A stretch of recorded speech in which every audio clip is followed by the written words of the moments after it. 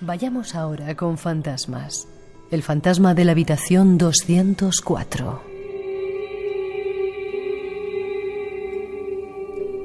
Según el informante, en 1994, un empresario alquiló la habitación 204 del madrileño Hotel Praga. El testigo se despertó en plena noche al escuchar un ruido y de pronto se encontró con un desconocido. Tenía entre 50 y 60 años. Era de complexión fuerte y entradas pronunciadas, y se comportaba como si fuese el auténtico inquilino de la habitación.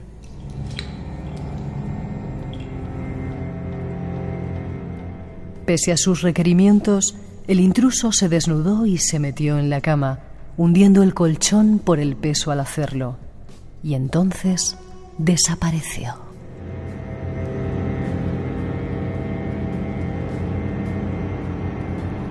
Para sorpresa del inspector Ricardo C., al examinar los archivos descubrió que justo 2 años antes, en esa misma habitación se habría producido un brutal asesinato. Un frutero de 47 años que coincidía milimétricamente con la descripción del testigo. Había sido asesinado en esa misma cama por su amante.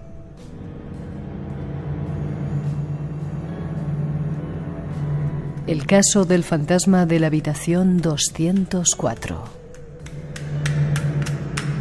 Este es un caso, Manuel, que también investigaste tú. Madrid, un hotel céntrico de Madrid. Muy cerquita de Madrid-Río, pegado a Madrid-Río. Y, hombre, el relato con que arranca esta historia es bastante inquietante. Tú imagínate que estás en un hotel, esta es la historia de un empresario que viene a Madrid a hacer unas gestiones, se aloja en un hotel, y la primera noche, la primera y la última, porque salió pitando, lógicamente, de ese hotel,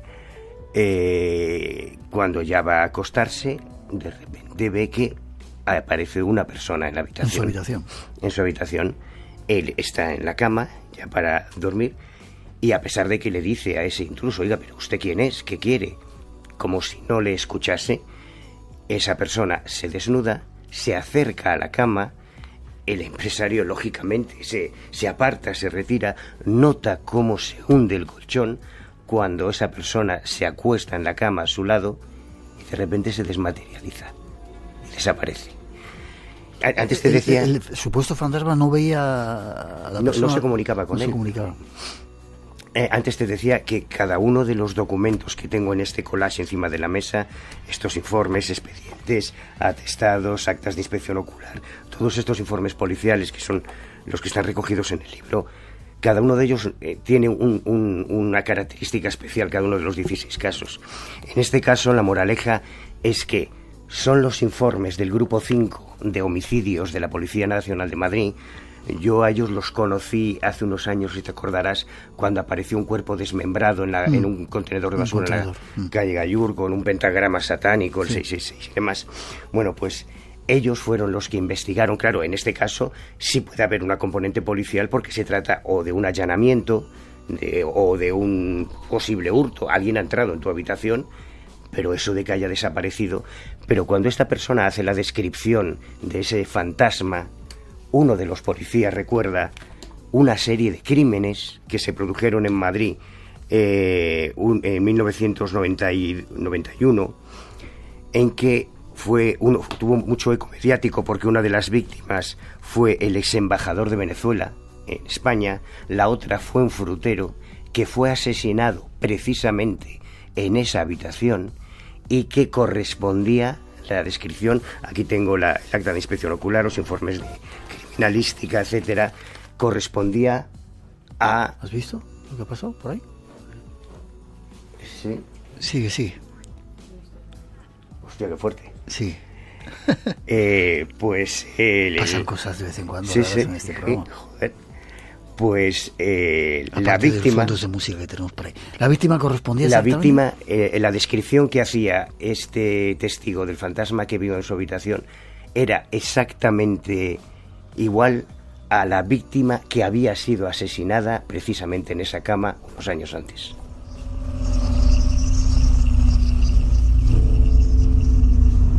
Casi terminando, tenemos a Juan Gómez, nuestro compañero, preparado para llevarnos a hospitales y queremos hacer un homenaje al padre Ángel. Hoy hemos estado entregando ese dinero. Qué grande Rafa Campillo. Producto del Congreso Vida Después de la Vida. Sabes que también aquí tenemos un baño, acaban de venir algunos de los visitantes que tenemos, en el que muchos de los videntes dicen que hay un niño jugando a la pelota por el baño. Y sí, a mí me vas a tener que explicar qué ha sido el resplandor este. ¿Verdad?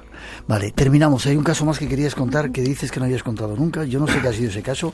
El estigmatizado de Compostela. Sí, no, hay miles de casos. Como te decía, cada uno de los 16 que recojo en este librito tiene... Igual es que no estamos solos. Sigue, perdón. Bueno, está bien. A ver si se pueden manifestar con un poco más de elocuencia, si son tan amables.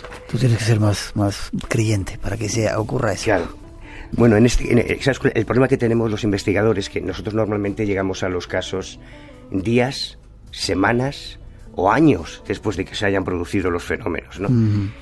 Pero excepcionalmente, en un par de ocasiones, en casos de poltergeist con intervención policial, yo pude llegar casi al mismo tiempo que la policía.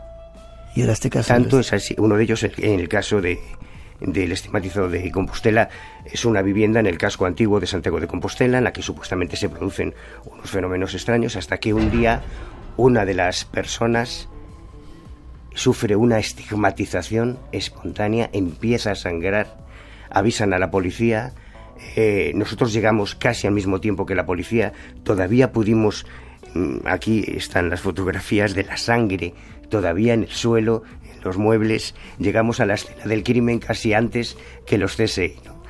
Y luego pudimos incluso entrevistar en el hospital al protagonista. Y hablando con los policías que llevaron el tema, me dijeron una frase que creo que es muy, muy elocuente, que puede sintetizar todo el espíritu de esta problemática. Cuando yo le inquiría, bueno, pero ¿qué hacen ustedes en este tipo de casos? ¿Qué investigan? ¿Qué ha pasado? ¿Por qué esta persona está en el hospital? Con esa retranca típica gallega de los policías de Compostela me decía: mira, rapaz, el Cuerpo Nacional de Policía no tiene jurisdicción en el cielo, ni en el infierno, ni en el más allá. Y es cierto, porque los policías, como te explicaba antes, si no hay una actividad criminal, si no hay algún delito, si no hay algún indicio delincuencial, lo único que pueden hacer es prestar consuelo, avisar a una ambulancia, en algunos casos avisar a un sacerdote para que bendiga la casa, pero ellos no pueden hacer mucho más.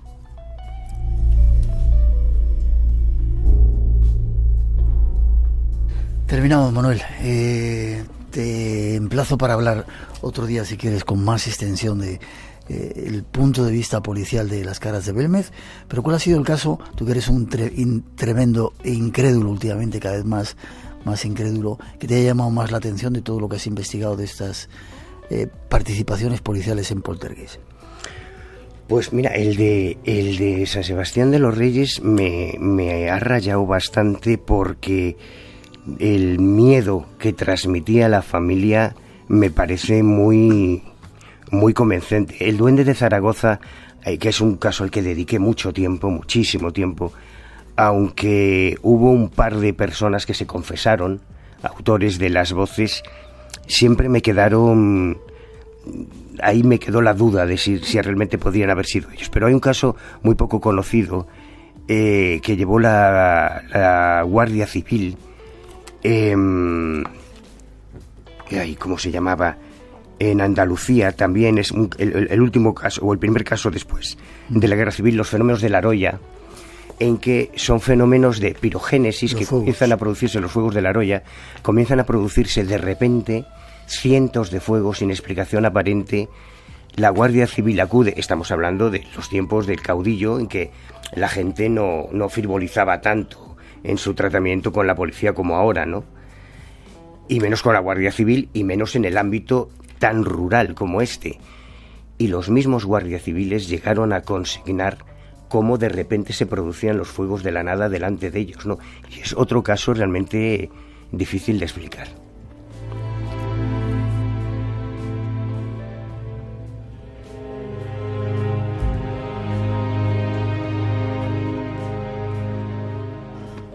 Un placer, Manuel, como siempre. Forma de contacto, si alguien que quiera conocer más esos cuadernos de campo, que quiera leer esos casos, ahondar más en tu trabajo, ¿dónde se puede poner en contacto contigo? Mira qué música tan bonita te pongo para despedir. Qué bonita. Pues yo creo que buscando simplemente Cuadernos de Campo de Manuel Carballal, están en eBay, en Todo Colección, en Secret Shop, creo que en Amazon también. Están buscando un poco por Google, lo encuentran, y para contactar conmigo, elojocrítico.info, por ejemplo, ahí, a partir de ahí pueden localizarme. Vale, libros que él mismo edita para salir un poco para ser más libre, dice, ¿no? Sí, claro, sí, publico lo que me da la gana. Vale, ¿qué ha sido ese flash? ¿Qué crees que ha sido? No tengo ni idea. ¿Habéis disparado algún...? ¿No habéis hecho una foto? ¿No habéis disparado ningún flash, ningún teléfono?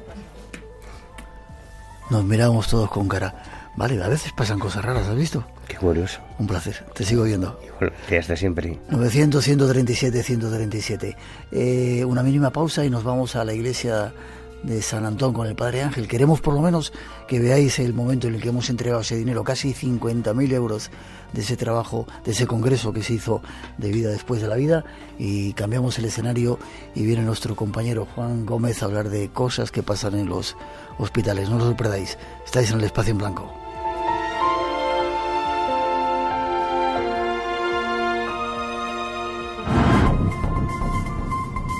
Enigmas sin descifrar. Realidades que escapan al mundo de la lógica. Acompáñanos en el viaje hacia lo desconocido. Espacio en Blanco. En Radio Nacional de España, con Miguel Blanco. Hola amigos de Espacio en Blanco, les estoy escuchando desde San José, Costa Rica, en vivo esta noche. Saludos.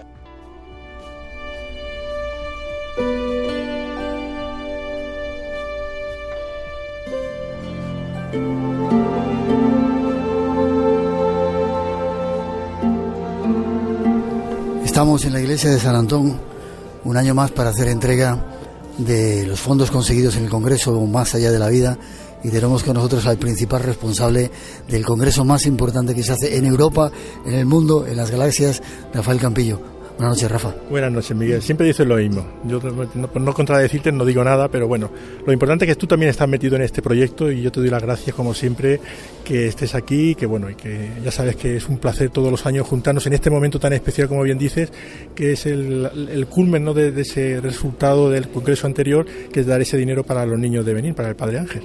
El misterio sirve para algo. En esta ocasión se han recaudado, ¿cuánto? 49.861 euros. Hemos batido el récord y espero el año que viene volverlo a batir, porque bueno, ya pedí permiso a los asistentes al congreso para subir la cuota y el año que viene la vamos a subir.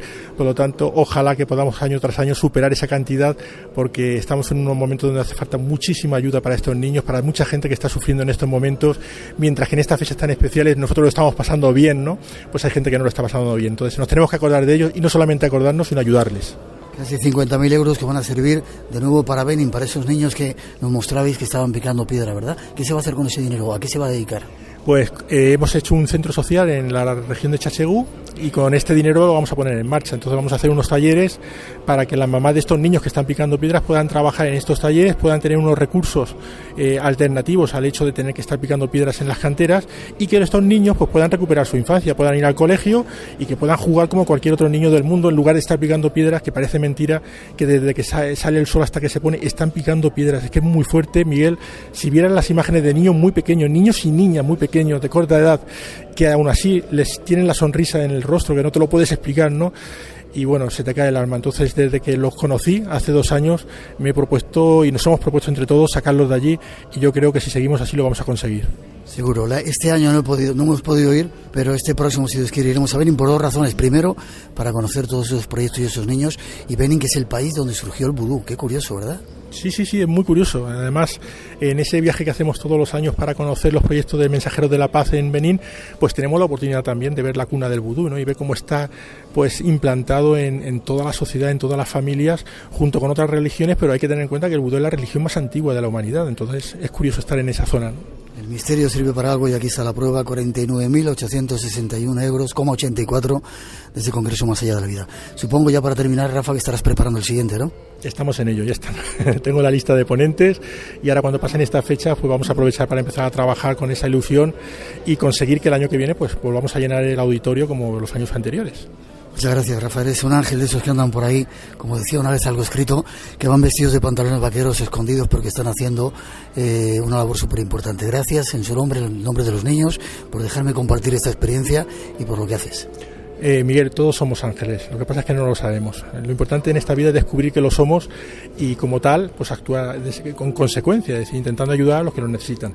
Feliz Navidad a todos los que nos estén escuchando y bueno, pues muchísimas gracias como siempre, Miguel. Buenas noches. Gracias a ti.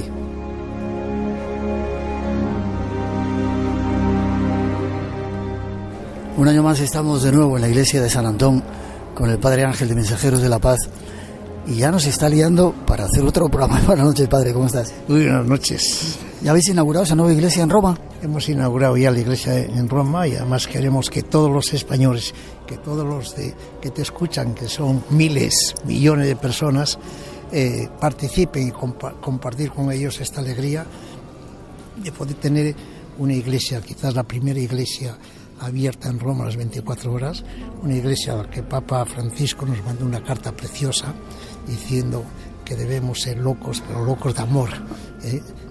Papa Francisco, que en el momento en que pueda también dice que irá a ver y a estar allí con los más desfavorecidos, con los que a veces no tienen dónde dormir. No, es una iglesia preciosa. Me han dicho que es una catedral. Bueno, lo que entran allí... la felicitación de este año nuestra es las palabras del Papa cuando le presentamos a las personas sin hogar y él dijo: estos son la verdadera carne de Cristo, estos son los verdaderos tesoros de la iglesia. Y si tanto en aquella iglesia de Roma de San Francisco como la de San Antón o la de Barcelona o la de México, tenemos los mejores tesoros de la iglesia, que son los que vienen a estar en la iglesia, porque a veces no tienen ni dónde estar, ni tienen a dónde ir a tomar un café, o no tienen a dónde ir a mear, o no tienen quien les pueda consolar. Y a veces hasta el único persona que tienen con ellos, o el único animal que tienen con ellos es el perro con el que vienen a veces, y lo traen en el cuello y lo abrazan. Este año no hemos podido hacer ese programa que hacemos normalmente aquí en la iglesia de San Antón, pero ya estamos haciendo planes para marzo, así ir a Roma y hacer ese programa para dar a conocer a toda la gente que nos sigue ese lugar. Padre, ¿cómo haces para tener amigos en tantos sitios? Iba a decir hasta en el infierno, seguro que tienes hasta en el infierno. Recibes donaciones de un montón de gente, de artistas, de gente de la televisión. ¿Cómo haces para eso? Lo que hace cualquier padre de familia, cualquier madre de familia, que trabajan horas y horas, es decir, y que esos son los verdaderos seres. A veces a nosotros nos magnifican, pero quien está detrás de nosotros son miles de voluntarios, miles de colaboradores. Pero uno conoce a tantas personas, a madres, a padres que trabajan día y noche, que no pueden llegar a fin de semana. Esos, si me preguntas, ¿y esos qué hacen? Pues querer, y es lo que yo hago, querer y dejarte querer. Pero tenemos mucho a quien querer y tenemos poco tiempo para querer. ¿Ves? Ahora, por ejemplo, me llaman por alguien que me quiere querer, o alguien al quien yo sin duda pueda querer. Sí. ¿Para qué se va a dedicar ese dinero que se acaba de hacer la entrega? De nuevo para los niños de Benín. Esto va de otra vez para los niños de Benín y para los refugiados, para los niños esclavos. Sí, en pleno siglo XXI, en el año 2020, sigue habiendo todavía niños esclavos.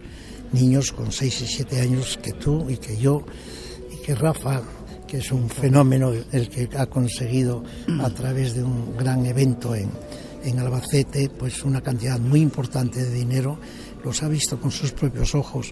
Y este Rafael, que es un hombre, es otro ángel, que no se puede ver por la radio, pero se puede palpar, un hombre grandón, con un corazón grandón, es decir, se le caían las lágrimas cuando veía a estos niños picar piedras.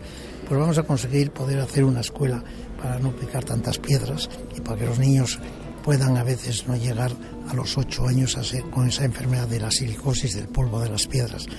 No, siga habiendo niños esclavos y siga habiendo todavía esa gran frase que en las Navidades tantas veces hemos oído, no hay sitio, está todo lleno. Hace 2020 años una familia de Belén, yo sé que tú vas a ir por Egipto, pues una familia de Belén no encontraba sitio, pues hoy hay casi 30.000 personas en España que no encuentran sitio, que están en la calle. Muchas de ellas, más de 8.000 que duermen en la calle todos los días a la intemperie.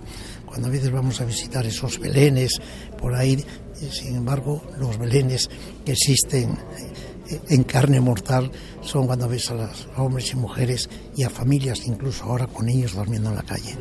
Para terminar, padre, todo el mundo mejor es posible, que era el título de tu libro. A pesar de todas esas cosas que vamos viendo, políticos que no se ponen de acuerdo, cumbres para reducir la contaminación y demás, y que tampoco se llega mucho. ¿Otro mundo mejor es posible? Sin duda alguna. Mira, hoy mismo en esta iglesia de San Antón acaba de llegar un matrimonio desde una provincia lejana, desde Murcia, porque cumplían 28 años y quieren venir aquí a celebrarlo con los pobres. Hoy han llegado unas personas desde Albacete de los que han participado en ese congreso del más allá y vienen aquí a dar gracias a Dios. Estos hombres son buenos, de verdad. Un mundo mejor es posible porque hay mucha gente buena, sin duda alguna. Y entre ellos tú y quienes nos están escuchando, cuántos hombres y mujeres a estas horas están sin duda apretando los dientes diciendo qué puedo hacer por los demás. Pues ya el que les duela en el alma, el que haya niños rotos o niños esclavos, o que haya tantas personas durmiendo en la calle, o que todavía nuestros políticos sigan diciendo una y otra vez no hay sitio, está todo lleno, no es posible, tenemos que encontrar sitio entre todos. Padre, muchas gracias. Feliz Navidad, feliz año, que podamos hacer realidad ese sueño de hacer ese programa en Roma, aquí de nuevo en la iglesia, y que sigamos viéndonos y compartiendo. Feliz Navidad, y que no solamente bendecimos a quienes nos escuchan, pedimos que ellos desde la cama, desde donde están ahora, nos bendigan también a nosotros. Amén. Muchas gracias.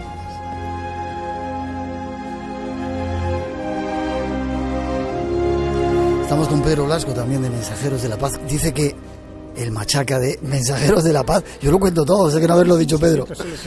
Vas a tener una actividad dentro de poquito también relacionada con todo lo que aquí se desarrolla. Sí, el año pasado nuestros amigos del Congreso apoyaron un proyecto que tenemos precioso, que es en Jordania. En Jordania hay 160 familias que huyeron de la guerra de Irak el año 2015, y los acogió en Jordania un hombre que es un santo aquí en la tierra, que se llama el Padre Carlos, y abrió su iglesia, como está abierta esta, a los 160 familias con todos sus niños, y entonces se montó allí, como se dice vulgarmente, un pollo increíble. Entonces el Padre Carlos los alojó en la iglesia, las 160 familias, y poco a poco, desde ese año, los ha ido recolocando en apartamentos, y les han montado un colegio para los niños estos, ¿no? Entonces hacemos un concierto. ¿Pero en qué parte de Jordania es? Es en Amán. Ellos vienen de la parte de Mosul, y es muy interesante y muy duro porque les dijeron: o se van ustedes mañana, o tienen dos opciones: o sea, pasarse al Islam, o sea, hacerse musulmanes, quedarse, en cuyo caso los mataremos, o les quitaremos todos sus bienes. Entonces las familias se fueron, ¿no? Cristianos. Eran cristianos, pero en la iglesia también se acogió a musulmanes que huían de la guerra, ¿no? Pero a los que estaban apuntados obviamente eran cristianos, ¿no? Y entonces vinieron hasta Amán, llegaron a Amán, y se corrió la voz de que en esta iglesia recogían a gente, y entonces ahí tiene montado un emporio empresarial, vamos a decir.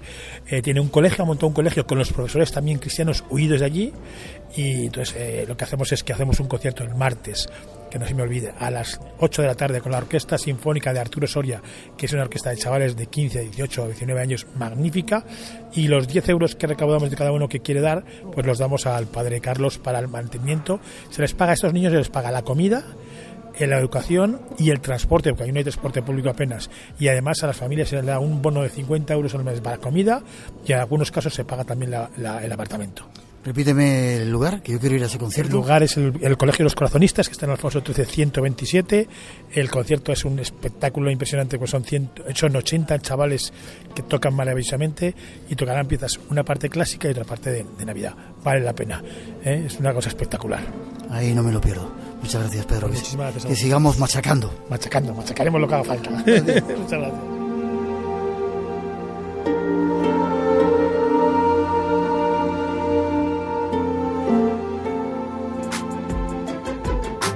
Radio Nacional de España se mueve contigo. Hola, ¿Tú eres el periodista de Madrid? Sí, el del caso. Ah, qué bueno. ¿Y esta noche qué vas a hacer? Pues he quedado con el señor Manolo, el policía. Vamos a llegarnos hasta Pantano para bañarnos cita punta. Ramón Arangüena. No he traído traje de baño. Por increíble que parezca. Ay, ¿qué es eso? ¿Quién dijo que ser periodista era fácil? Escucha la temporada completa en Solo en Podcast. Me voy a bañar donde me digáis. Solo en Podcast en rne.es y en nuestra aplicación. Y recuerda, Futuro Abierto, los domingos a las 6 de la madrugada. Radio Nacional de España.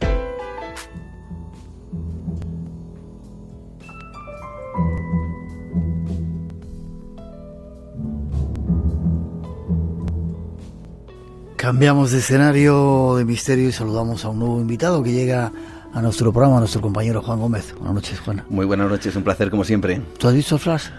No lo he visto. No lo he visto desde ahí. Estaba desde la parte de la pecera y de repente lo que sí he notado es que habéis dejado de hablar, absolutamente todos. Manuel ha mirado hacia atrás, el público que está hoy aquí acompañándonos estaba alucinando. Una panda de locos. Una panda de locos, todos ellos estaban alucinando mirando, algo había ocurrido, un flash, me dicen que había una luz aquí en el estudio que había llegado por el techo, había rebotado, yo no he visto nada, es cierto, pero todo el mundo que estaba aquí está opinando lo mismo, algo ha ocurrido, no lo sé, pero algo ha ocurrido. Sí, señor.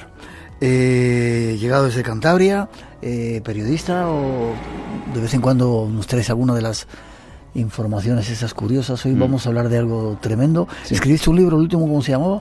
El experimento atómico. ¿Y eres el único español que está relacionado con...? Soy el único español, periodista español, que pertenece a la Asociación de Veteranos Atómicos de Estados Unidos, sin haber participado en guerra y sin haber participado realmente en ninguna prueba atómica presencial como fueron los militares que sí estuvieron delante de esas pruebas.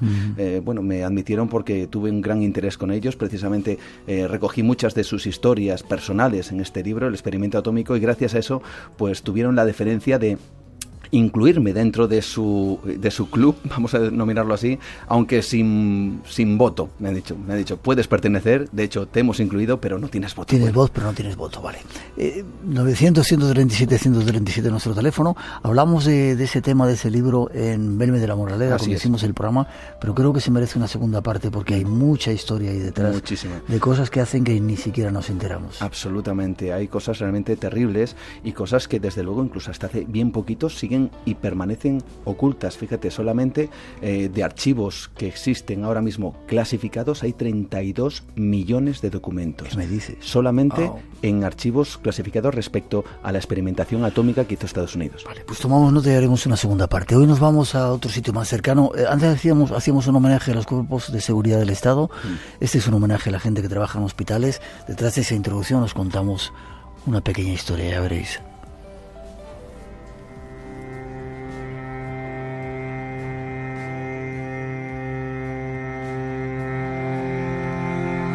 En los próximos minutos nos encaminamos a recorrer pasillos y estancias de hospitales.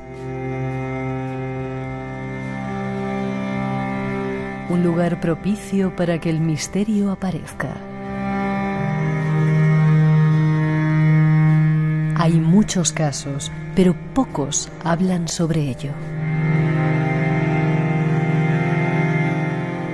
En los hospitales suceden a menudo historias extrañas que en muchos casos escapan a la razón. Son lugares especiales de vida y muerte, donde se juntan el mundo de los vivos y el de los muertos con fantasmas que vienen del más allá y que habitan en alguno de ellos. Los fantasmas no solo están en los edificios abandonados de los viejos hospitales, sino en los que están en pleno funcionamiento. Esta noche, nuestro siguiente invitado nos trae algunos casos y ejemplos de que entre esos pasillos y habitaciones hay algo más. Vayamos a descubrirlo. Pues ahí vamos a intentar descubrirlo y sobre todo escuchar testimonios de gente que tú has investigado, que has entrevistado. Sí, así es, son personas, mira, lo decía la introducción perfectamente, no quieren hablar de estas cosas, es un entorno cerrado, hermético, incluso se comenta y se dice esta palabra, tabú, no se puede hablar de ello, casi está prohibido dentro del entorno médico, solo hablan entre ellos y según con quién, ¿no? Sin embargo, hay mucha gente que ya está contando historias que les han pasado, gente, me refiero a profesionales de la medicina, contando que ven muchas cosas extrañas. Cada vez hay más, por supuesto que sí, porque la casuística sigue aumentando y sigue avanzando y hay personas, profesionales y además que sabemos que nos escuchan ahora mismo, que quizá estén trabajando en este mismo instante y que puede que hayan tenido algún tipo de experiencia, ¿no? Afortunadamente hay gente que se atreve a hablar, que dentro de ese entorno médico son capaces de transmitir sus experiencias y esas experiencias en algunas ocasiones, como hoy vamos a comprobar, las han querido compartir. Y yo creo que es un buen momento para que ahora nosotros compartamos lo que nos han dicho con la audiencia, vale, y que luego todos decidan qué es lo que quieren creer. Saquen conclusiones. Dulce es la primera invitada que nos llega, creo. Dulce es la primera invitada. Ella sí se muestra abiertamente. De hecho, ella es enfermera en el Hospital de Nuestra Señora de la Candelaria en Tenerife, que ya tiene cierto, vamos a decir que fama de fenomenología extraña, pero una cosa es que te lo cuenten y otra cosa que te lo cuenten los testigos, las personas que están realmente trabajando en ese lugar. Dulce se ha atrevido a no solo a contar lo que ella ha visto, sino propias experiencias, alguna, yo diría que realmente inquietante, de estas que ponen los pelos de punta. Afortunadamente nunca le ha pasado nada, pero la sensación de que algo realmente ocurre en ese hospital, ella lo tiene de manera muy profunda y hoy vamos a descubrir con su voz, con su testimonio, cuáles son esas experiencias. ¿Escuchamos la primera?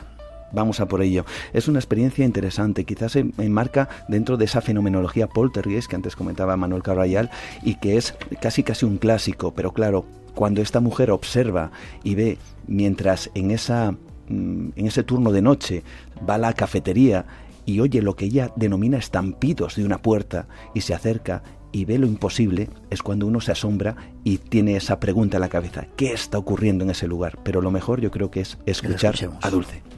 Y yo bajé justamente por las escaleras que dan acceso al lado este de la cafetería. Entonces, cuando llegué al último piso para coger el pasillo para cafetería, pues unas puertas grises enormes empezaron a sacudirse y a dar estampido, ¿no? A dar estampido. Y yo decía, ya se quedó alguien encerrado por aquí. Entonces yo pregunté que si había alguien y no me contestaron. Entonces yo retrocedí hacia atrás porque ya me dio un poco de respeto, ¿no? Porque en la noche pues, pueden haber muchas cosas allí dentro, gente que se puede quedar o yo qué sé. Y cuando ya me dirigí a marcharme, yo te aseguro que aquellas puertas parecía que se venían abajo. Era horroroso. Era unos golpes increíbles y porque parecía que estaban dando mazazos de dentro hacia afuera. Y se movía la puerta, se movía. Qué curioso, ¿verdad? Increíble que una persona esté en ese turno de noche, que vaya a una cafetería. Bueno, todos sabemos lo que es un hospital de noche y muy poco movimiento y más en ciertos pasillos y menos aún en la cafetería que a ciertas horas está cerrada. Bueno, pues encontrarse esa escena, lógicamente, tiene que poner los pelos de punta. Ella misma, lo hemos escuchado, caminaba hacia atrás porque eso, bueno, también no sabía si realmente había alguien allí que se había quedado, ¿no? Pero hay más, hay otra presencia curiosa, ¿no? Por supuesto que sí, hay más.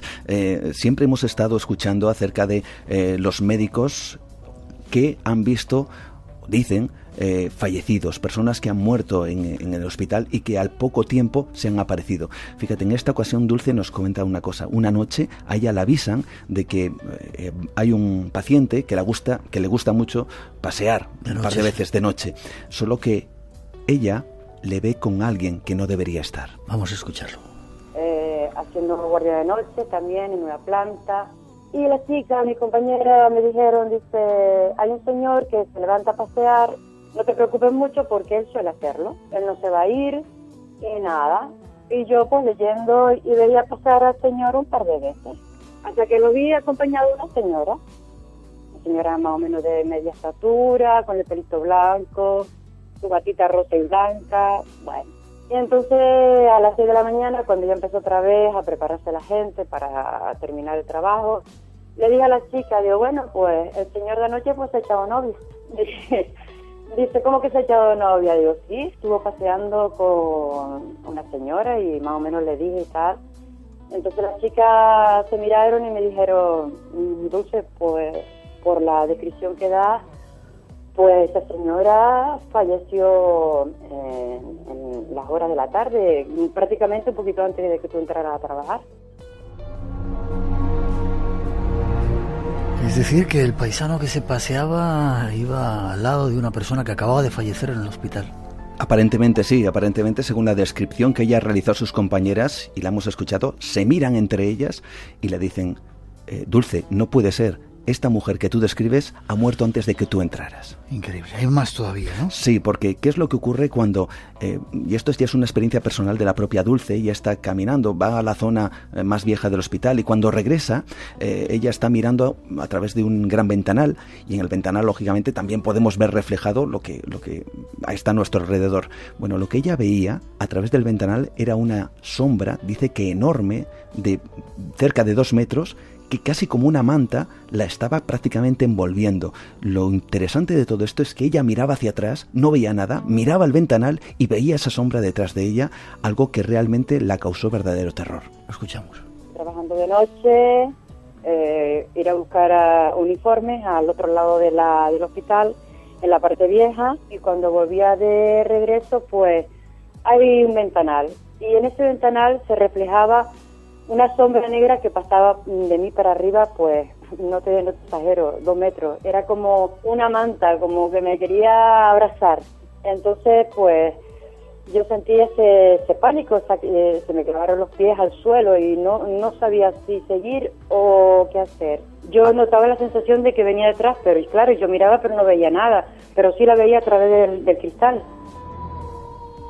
Qué curioso, ¿verdad? Y da otro que estamos cortando algunos de los testimonios, sí. Da algún otro dato que mucha gente que trabaja en hospitales dicen que cuando llega el momento de la muerte, sí, parece que los enfermos están viendo a alguien que está más allá. Sí, esto es muy recurrente y Dulce también recuerda cómo entrando en habitaciones, sobre todo en cuidados paliativos, en gente que está a punto de morir, estas personas, estos pacientes, de repente miran a un punto indeterminado de la habitación y empiezan a señalar a ese lugar diciendo, ¿quién es ese que está ahí? O quizá incluso ha llegado a señalar a personas que reconocían como familiares, como personas muy allegadas en ese trance terrible. Que habían fallecido y que estaban ahí esperando. Sin duda alguna, claro. Dulce miraba, no veía nada, pero el paciente sí. Vamos a escucharlo.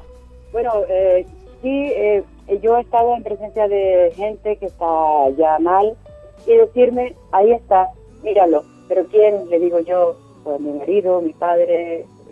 Pero si aquí no hay nadie, le digo yo, porque en este momento pues yo no lo veo. Sí, ahí está, ¿sabes?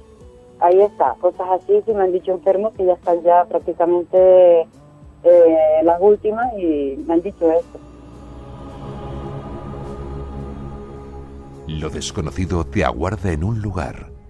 Espacio en Blanco con Miguel Blanco en Radio Nacional de España. Y esta noche con Juan Gómez, nuestro compañero en esta segunda parte del programa, paseando por algunos hospitales. Se me ocurre que si hay mucha gente, sabemos, escuchando en los hospitales, que nos llamen si han tenido experiencias de estas, ¿vale?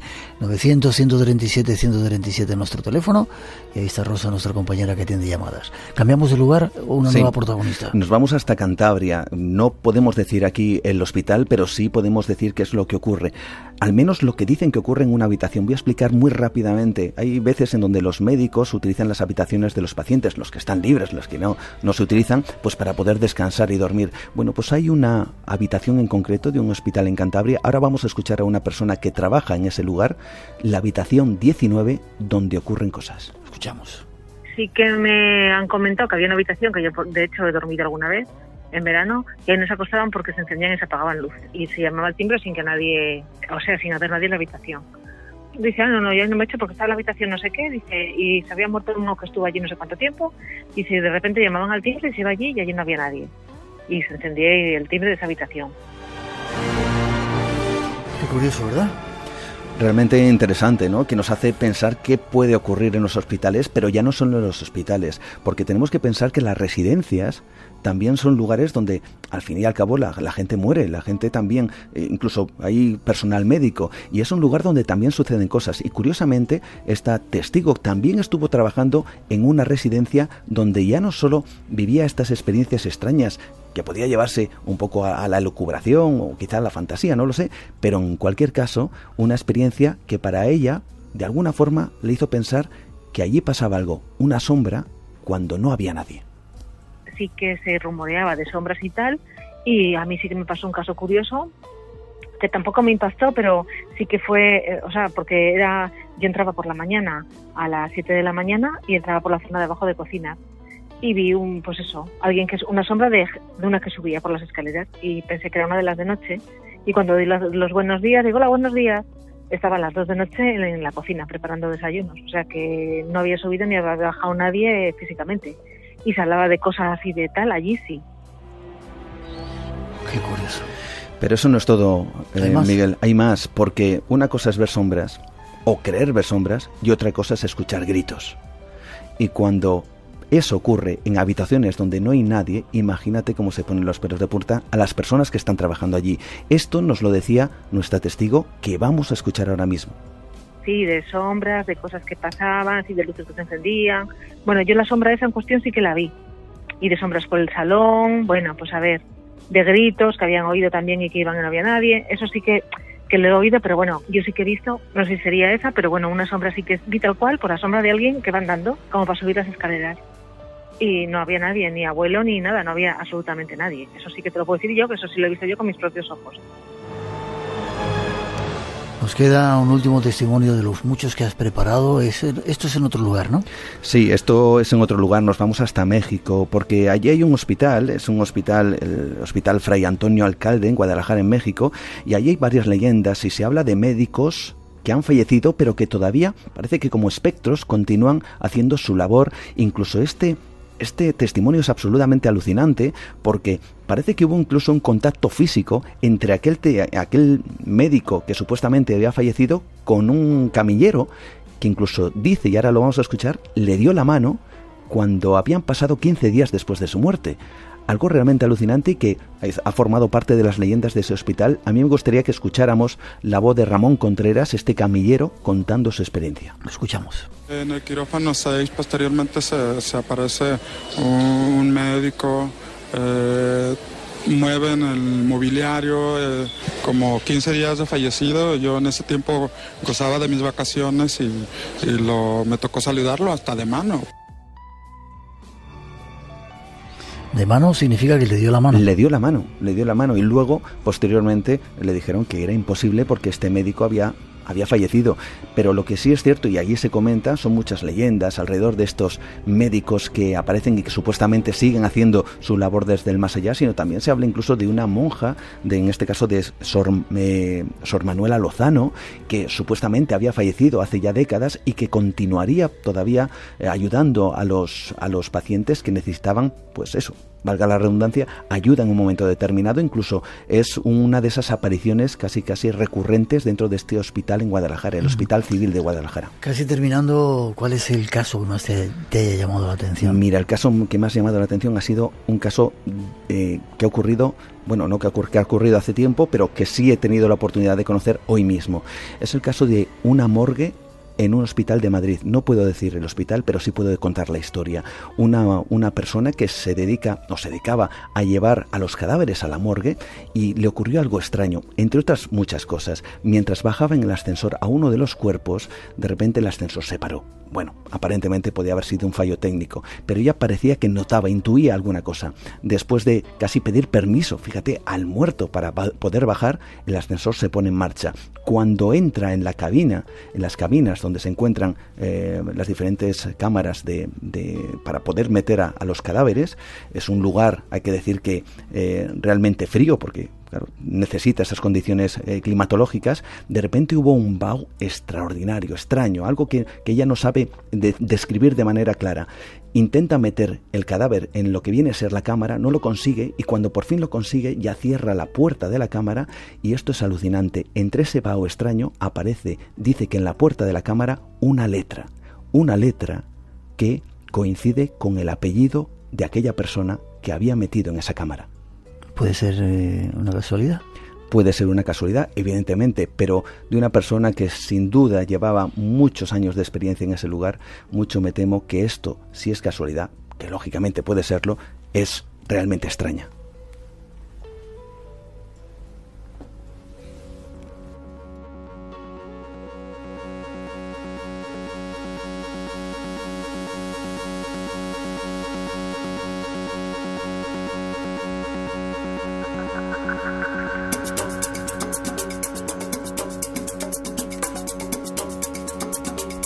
Pues con esta música te vamos a ir despidiendo, Juan. Quizá esto sea una prueba, no solamente imaginación o sugestión, sino una prueba de que existe el más allá. Puede ser una prueba. Evidentemente no sabemos si existe el más allá, pero cuando existen tantos testimonios, tantos hechos anómalos que hacen referencia a casos similares en diferentes partes del mundo, porque ya no estamos hablando de un caso en concreto, en un lugar en concreto, podemos trasladarnos a diferentes partes, en Estados Unidos, en Australia, en México, en Japón, en España. Algo tiene que haber. Yo no sé lo que hay, Miguel, pero algo creo que tiene que haber. Seguiremos investigando, ¿vale? Un placer, como siempre. ¿Forma de contacto contigo? Pues, y si quieren escuchar ese programa que haces también en podcast, ¿es? En podcast, efectivamente. Nueva Dimensión, y forma de contacto pues a través de Twitter, Nueva de Radio, y también un email, nuevadradio@gmail.com, y por supuesto aquí estamos en el Espacio en Blanco para contar historias como esta. Un placer. Como siempre. Un honor. Nos sigamos viendo por aquí o por Cantabria y trayendo esas cosas ricas de la Cantabria infinita. Y viajando mucho. Gracias.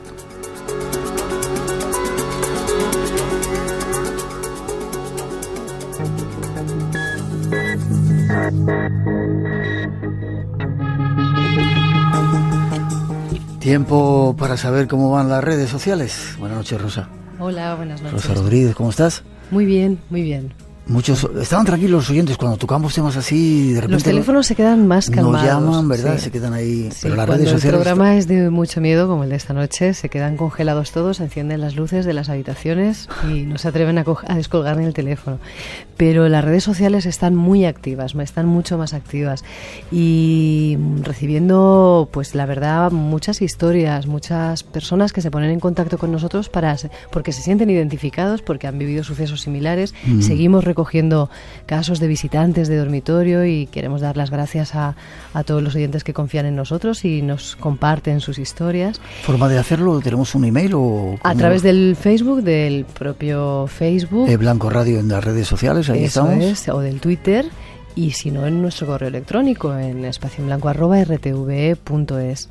Bien. Y bueno, pues muchos mensajes muy emotivos, ¿no? En relación al Padre Ángel, alabando su labor, su trabajo. Hemos estado esta misma tarde con él, qué increíble, qué increíble. Qué bonito es poder que el mundo del misterio, como le decía él, sirva para conseguir un poco de dinero para aliviar la situación de mucha gente que está sufriendo. Casi 50.000 euros que, como él decía, no está mal. No está una bonita cantidad del mundo del misterio y de toda la gente que estuvo en Albacete, que va a servir para hacer obras sociales. Menudo fue muy emotivo, ¿no? Porque fue un programa de radio además el que hicimos allí con muchísima gente y con muchísimo apoyo y mucho cariño, sí. ¿Ganadores? Que casi nos vamos. Pues bueno, tenemos a 5 que son Rafael Jiménez de Málaga, Rosario Uriel de Madrid, Raquel Samper nos ha escrito al Facebook, Herminia de Santos de Córdoba y Santiago Rovira desde León. Escribidnos un correo electrónico con vuestra dirección postal y tener un poquito de paciencia porque están tardando un poco los envíos y los libros en llegar a casa y más en estas fechas, pero llegarán. Con estas fechas, vale. Que se preparen, que el año que viene con muchas sorpresas. Va a ser una campaña increíble este 2020. Pues sí, muchas sorpresas, estamos todos intrigados. Pero tenemos que recordar también el concierto, ¿no? Este otro concierto, ese concierto que claro, va a servir lo para tengo ayudar yo a la aquí apuntado, gente, el del Padre Carlos, que eso está aquí, es esta misma semana, es el próximo martes. Sí, entonces es en el Colegio de los Coracionistas, en la calle Alfonso XIII, número 127. Allí estarán estos 80 chavales tocando temas de música clásica y navideña con la Orquesta Sinfónica. Vale. Le has puesto padre, yo creo que no es sacerdote, es el machaca, como dice, de Mensajeros de la Paz, y machaca muy bien. Carlos, ¿no? Carlos. Eso sí, el nombre está bien. Buenas noches. Por 10 euros, simplemente, y colaboramos para una gran labor. Nos seguimos viendo. Hasta la semana que viene.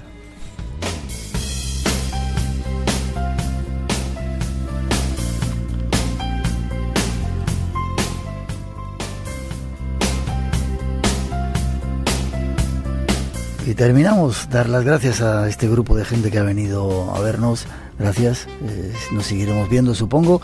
Ganamos nuevos oyentes porque había gente que no nos conocía mucho y dice que se van a hacer fans del programa. Gracias. Nosotros volvemos en 7 días. Ahora os dejamos con no sé cuántos trillones de átomos, 2 trillones de átomos de nuestro compañero David Sierra, que da otro mundo, otra visión de este mundo. Regresamos en 7 días. Hay muchos más misterios esperando y hasta las 4 os dejamos con un poquito de nuestra mejor música. Feliz semana, abrigaos. Enseguida volvemos.